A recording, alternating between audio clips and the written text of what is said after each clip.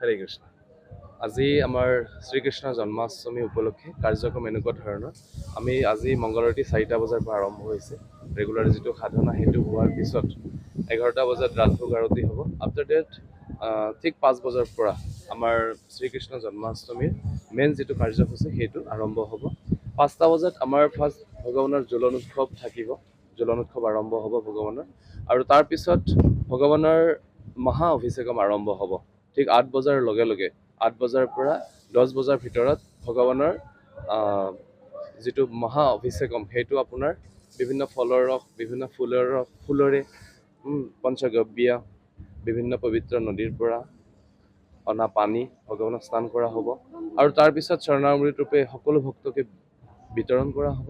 আৰু তাৰপিছত 56 ভোগ ভগৱানক লগোৱা হ'ব। কমচে কম 108টা আইটেমেৰে ভগৱানক ভোগ লগোৱা হ'ব। আৰু তাৰপিছত মহাপ্ৰসাদ ৰূপে সকলোকে দিয়া হ'ব। আৰু তাৰপিছত ঠিক 11টা বজাৰ পৰা 12টা বজাৰ ভিতৰত আমাৰ পাল্লকী উৎসৱ আৰম্ভ হ'ব। গোটেই মন্দিৰ পৰিক্ৰমা হ'ব, ভগৱান বাহিৰত আহিব। আৰু তাৰপিছত 12টা বজাৰ পৰা 1টা বজাৰ ভিতৰত যি আজিৰ মুখ্য সেইটো হ'ল মহামংগল আৰতি, আৰু সেয়া আমাৰ আৰম্ভ হ'ব ঠিক 12 বজাৰ লগে লগে।